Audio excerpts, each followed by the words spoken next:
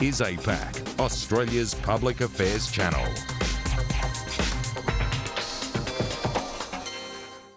This session is devoted to market and opinion poll research. Market research doesn't normally figure prominently in newspaper histories. Sometimes, in fact usually, it doesn't figure at all. In the case of the Australian, this is something we thought we should rectify, and we're delighted to be able to bring together, thanks really to Terry Bede, the founding research director at News Limited, most of those who've held research positions or the position of research director or its equivalent at News since 1964, starting with Terry and moving across to the most recent incumbent in a different form, Heather. Public opinion research is even less likely to figure in newspaper histories. In the case of the Australian, this was something we thought we should rectify as well. And since two of our panellists were subsequently involved in setting up and running opinion polls that serviced the Australian, we're in the happy position of being able to cover the territory without adding to the number of chairs.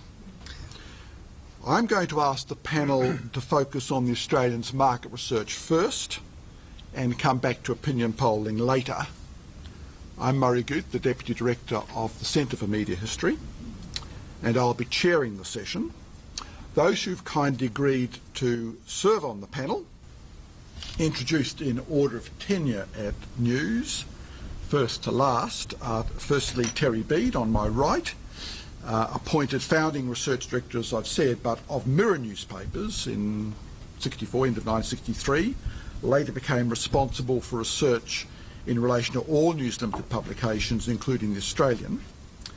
In 1966, Terry left, but from 1969 to 1970 he returned to News Limited as a research consultant and part-time research manager.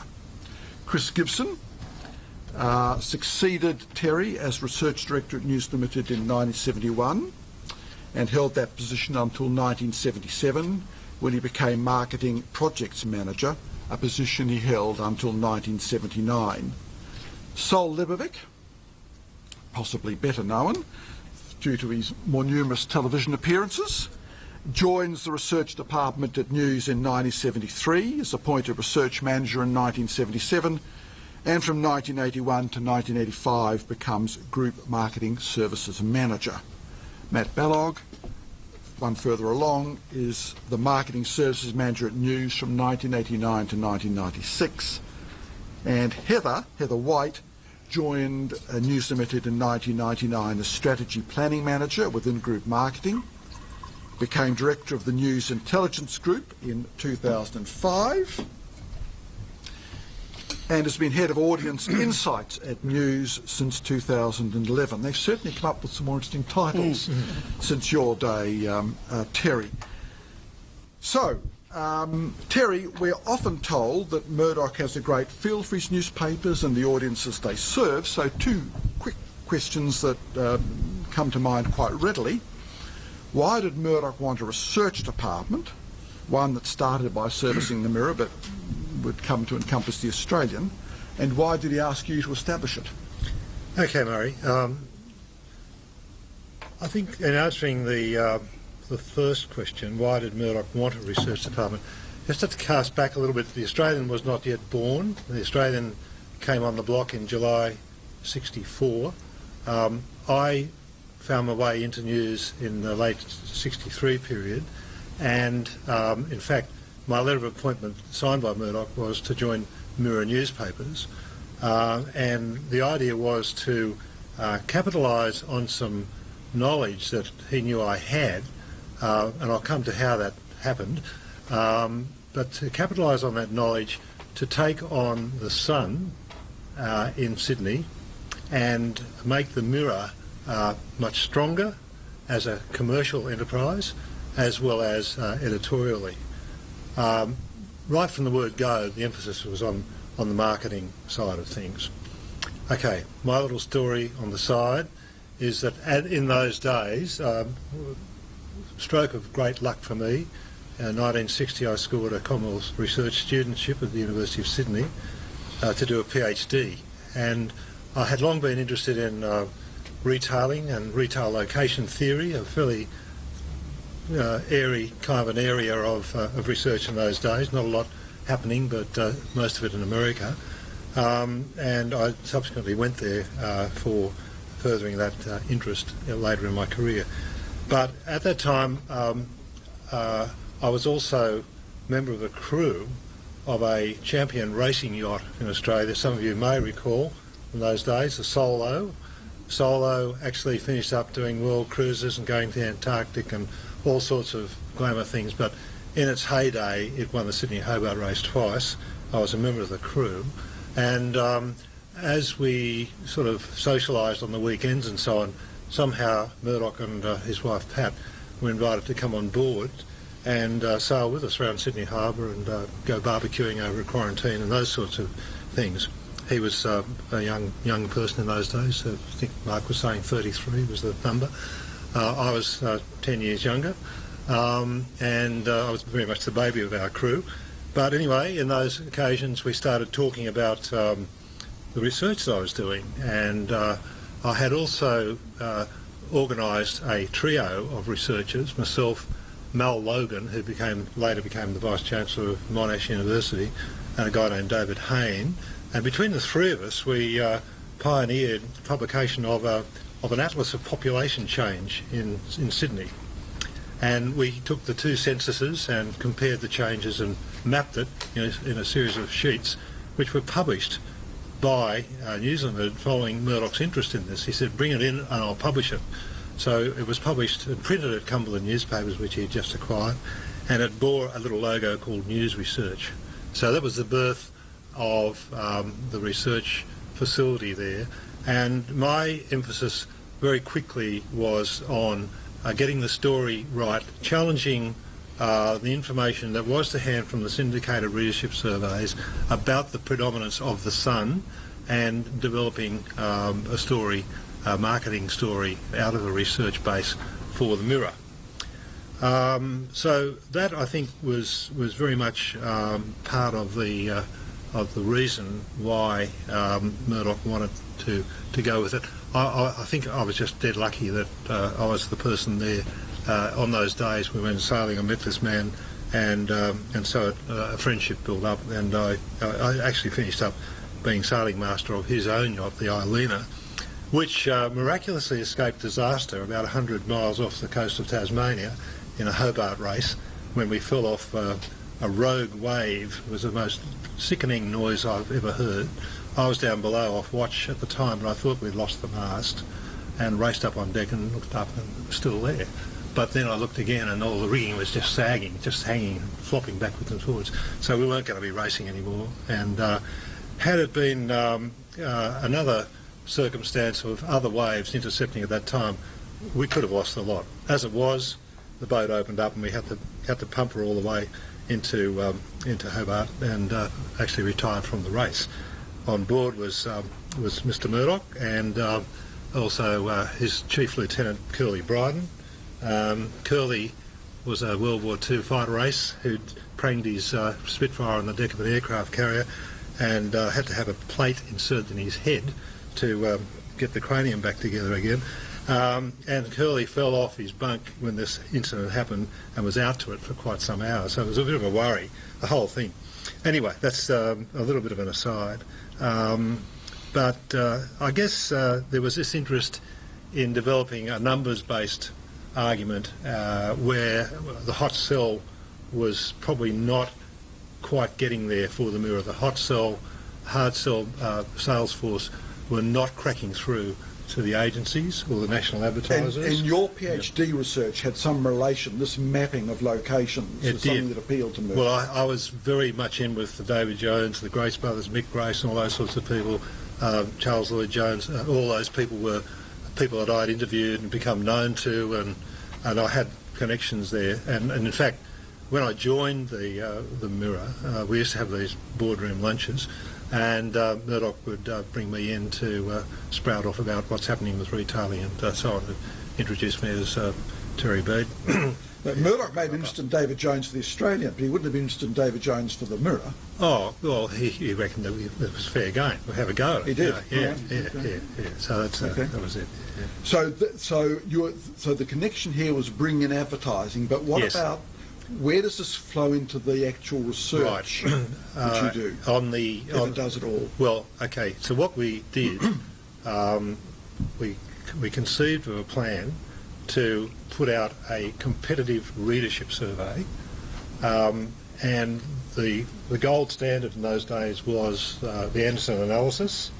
They had a distinctive orange and white covered book that they used to publish every 3 months or 4 months or something. In it there would be the estimates of the size of the audience, and the Mirror was abominable, was absolutely pathetic against the Sun. And the story, of course, was that the Sun had much greater penetration on the North Shore and the eastern suburbs, and the folklore was that the Mirror always outsold them out in the west. So I said to my people, look, why don't we take a regional approach to this? Why don't we say they can have the North Shore and the eastern suburbs, we'll claim the west. So we went about designing the survey. We commissioned Anderson to do it as a special once-off survey, and we included Newcastle and Wollongong as well, because we knew we did quite well there, so we talked about it as the primary market area, not just the Sydney market area anymore, and positioned that and launched that survey with great fanfare. And the promotions manager, Graham King, you probably remember Mark, Graham Tripper King, I used to call him, he was on the move.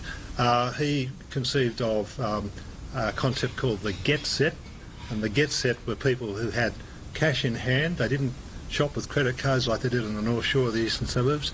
They shopped with cash in hand in the western suburbs, the southwest, and that was our territory. And we claimed it because we actually found that we led the penetration in readership terms in those areas. So we had a much better count for the Mirror. For the Mirror. You're talking Mirror. Okay, yep. Now, what happened then, like rolling over to the Australian, great excitement, of course, from about January, February in '64, when people like Max Newton started to roll into the place, and Walter Common, and Ken Cowley was down in Canberra. The Australian was getting underway, and I was very much part of that, because I was, amongst other things, I shared an office with Max there for a while, which was an interesting experience. The place was pretty crowded out, but we shared all these facilities and insights and so on, and the suggestion was that I might do a survey in Canberra of the readership of the Canberra Times and anything else that was getting into Canberra, estimate the penetration of the Sydney and the Melbourne newspapers and those sorts of things. So I actually designed a survey based on the ABS census counts of dwellings, and it was a dwellings-based face-to-face survey. Administered a questionnaire about what people read in the newspaper, what interested them. I conferred with the with Max and some of the other guys there about the sorts of questions we should ask, and so there was feedback before we launched the Australian.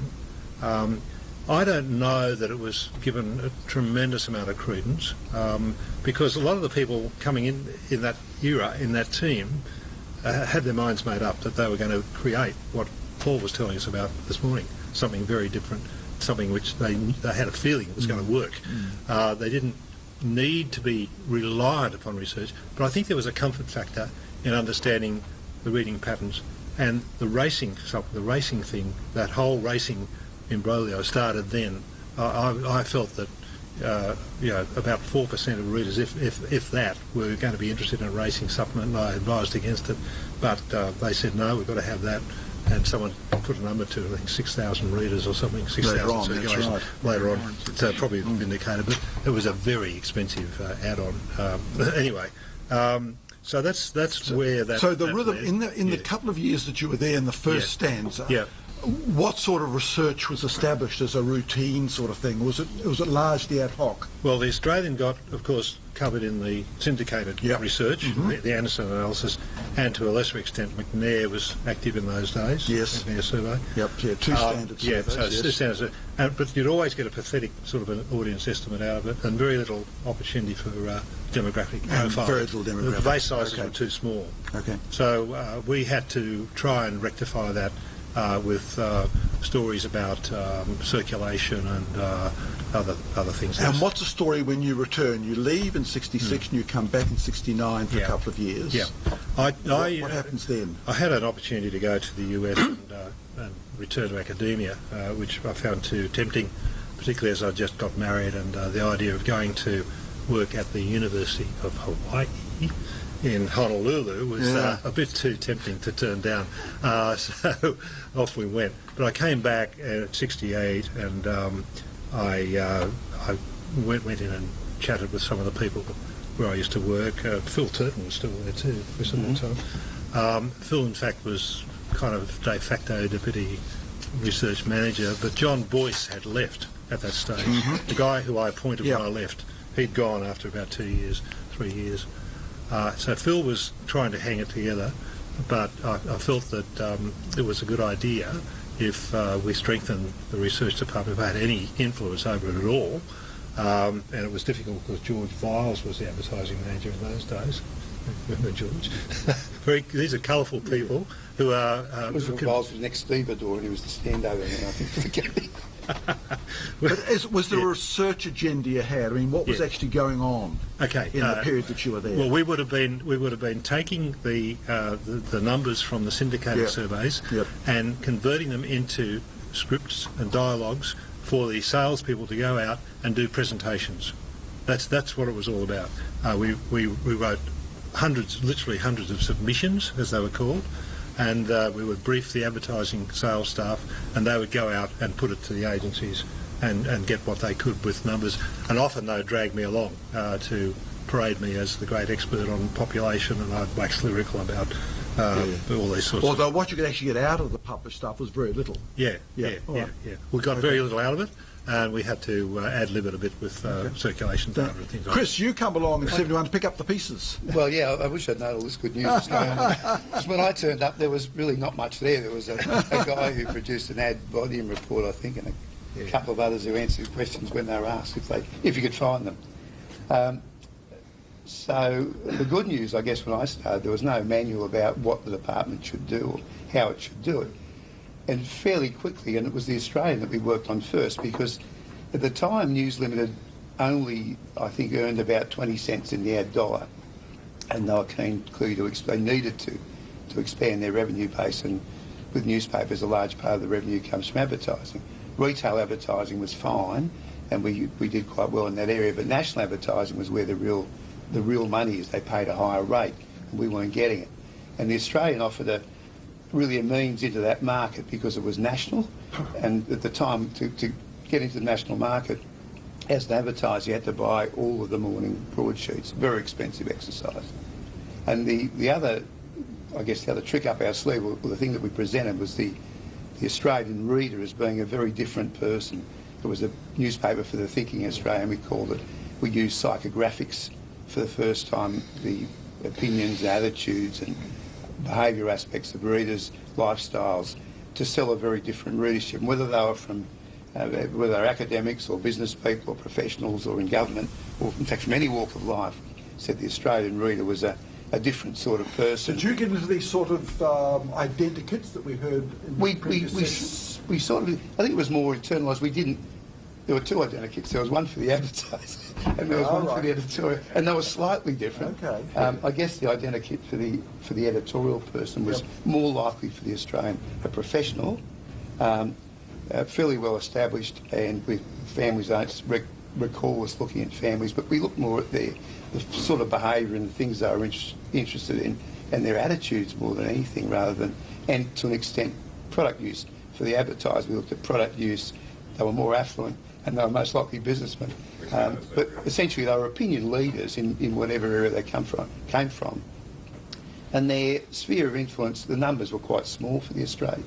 the sphere of influence that they exercised was well outside their numbers. We had to do that. We had to present that case. And it was at a time when the other papers were still talking about basic geography and basic demographics. We presented, and Sol did most of this work because Sol was then working on the Australian.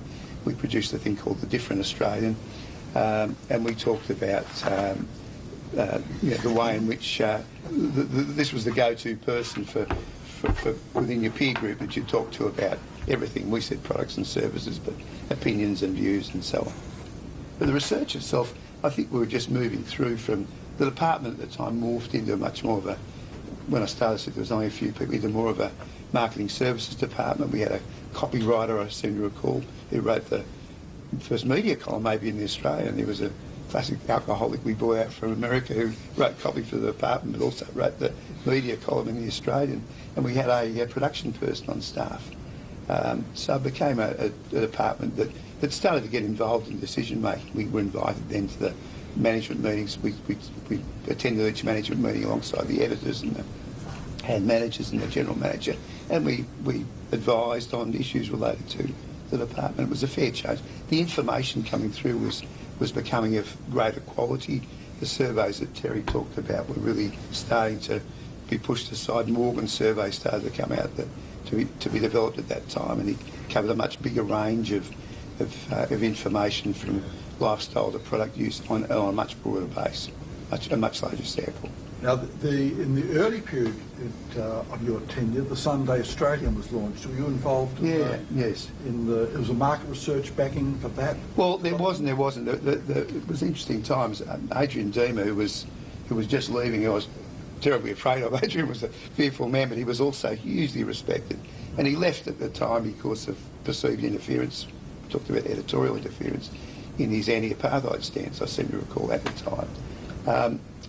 The Sunday Australian, I think, from my point of view, was seen as another way of developing a bridgehead into the ad market, and that's very much from the research advertising viewpoint. We weren't much help, I've got to say, with the Sunday Australian. When we researched the paper, it was really pre-designed. It was very much, I don't know if it means much these days, but a true broadsheet in the best Fleet Street traditions. It was launched on the market. The research that we did suggested that readers thought it was really a must-read. It was a paper of substance and breadth. It was a very large paper, and sadly some of them didn't have the time to read it. And what, with the benefit of hindsight, one of the things that happened was that those same people happily bought the Sunday Sun or the Sunday Telly or particularly the Sunday Mirror and didn't have time to read them. But this was just too important a paper to buy and not read, and they felt almost embarrassed by doing that. So its sales started to hemorrhage slightly, and there were very big costs associated with the paper. So it went into terminal decline. So in your time, the influence of your research, firstly on the editorial and secondly on the advertising, how would you characterise it? I've got to say most or much of the work we did was with advertising. It was where we earned our money. It was almost the monster that had been created in a funny way. But the department was maintained as an independent presence very much, and management wanted to do that because we were able to advise and get involved in other aspects of the company, be it editorial, production, distribution sometimes. So we were independent of advertising. But as far as editorial was concerned, editors were, I think, keen to find out who their readers were. They were certainly keen when audiences started to decline to find out what was happening, where they were going, and what the alternatives were and where the opportunities existed. So they're more interested in the who rather than the how. So what did your research tell them about the nature of the audience that they were losing? It's too far back to remember, I've got to say. But usually changes in the editorial stance. I think this morning referred to the election, and that internally that was a major issue, and it certainly drove a number of readers from the Australian. But you could get that just from circulation figures. You could see that straight away without needing. And I guess you could guess where it had come from. Yeah. There was interaction with readers. We could see it coming through from the readership. Yes. Yeah. Sol, you succeed, Chris, although there's some overlap, yes? Yes, that's right. So You're a research manager from 77 to 85, but your time at you starts in 1973 when you're appointed research officer working under Chris. What do you remember of the time under Chris? I won't go. Well, the thing I remember most about Chris was I arrived for work on the Monday, and about 12 o'clock he said, why don't we go to lunch? And I thought, this is very nice. Anyway, when he said it to me on the Thursday after doing it every other day, I said, I can't do it anymore. I just want to do some work now. That's always what I remember most about Chris. But no, it was good working under Chris. And the thing I remember we had to go and see our clients in hotels. They didn't that's have right. meetings in offices. That's where they were. Yeah. It was very much advertising, sales support driven in those days. And I can remember on the Australian, the ad director was Brian O'Brien, who'd come from the Herald, very old-fashioned sales type person. He'd have a meeting every morning with all his reps, all the senior reps. They'd get all the competitive papers. He'd have a ruler. They'd tear out the ads that they weren't getting, and he'd give that to the rep. And the next morning they'd have to say, why wouldn't they advertise in the Australian? And if it was someone substantial, then it came back to me, and I'd have to do the submission based on the numbers, and we go into the cost per thousand and all kind of thing. One of the interesting stories I remember at those sales meetings, there was a rep there who was quite a colourful character, and he was given a cutting to a menswear store that sold expensive suits. Anyway, Brian O'Brien said to him, how did you go? He said, did you sell him any ads? He said, no, but I bought a suit. He said, that I don't really need. So that sort of gives you an idea of the flavour at the time. It was almost like retail selling, that every ad was chased to try to generate readership, generate revenue for the paper. Now what we did, as Chris mentioned, we came up with this psychographic study because on pure numbers the Australian didn't have a big enough audience and its circulation wasn't big enough. We knew from the readership surveys, and by then we were very much into Morgan only from memory, and it had very good breakdown of like socio-economic quintiles, A, Bs and all that. Professional managers was the area where the Australian did very well in as an occupation category, to sell business type services and all that kind of thing. And then we came up with this different Australian, which was the psychographic thing, to reinforce the fact that it's not the pure numbers, but it's the type of readers you're getting. The other thing that seemed... Were the ad buyers receptive to that, or they think that all this is just bullshit? That was geared more to the advertising agencies, and they did tend to accept it, accept the argument. Whether we saw, I can't remember now, whether we actually saw a big increase in revenue terms, I don't know, but I think it was quite well received because there wasn't a lot around at that time in terms of the psychographics. It was new, it was a buzzword, and in fact, it did work for the Australian, and it gave the reps one of the things that they found hard at the time was, because the numbers weren't that big, an excuse to get back into the agencies and the advertisers. You were here last month and I didn't want to buy you then, and so that gave them an excuse to make, I've got something new, I've got something different, all that. The other thing that seemed to work quite well for the Australian, and that started to develop in that period under Chris, was the thing called scheduling, where we started to run for clients, say, all right, if you bought, 3 issues of the Sydney Morning Herald and 3 issues of the Telegraph, you would reach X% of your target audience. One of the things that worked really well for the Australian, because they were different sort of readers, if you took a bit of money out of the other papers and added the Australian in, you could show how you could increase the reach of that advertising campaign quite dramatically. So scheduling became a big deal. And in those days, it was before desktop computers, it was all done by time sharing.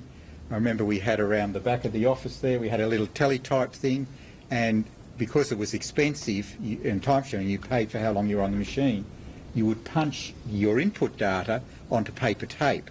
So you'd have all this awful paper tape coming here, and then some bugger would come and tread on it, and you'd have to punch it again. Like it was really hard yakka.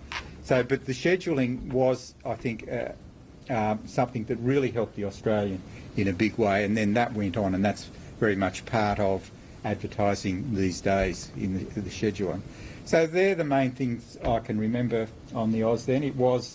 We spoke about the dismissal and that. I can remember the papers burning in front, and I came back from lunch and I thought, oh, I really work here, and I thought, I don't want to work here anymore, I don't think. And I thought, how do I get back into my office? It was quite a horrific day that day, I remember.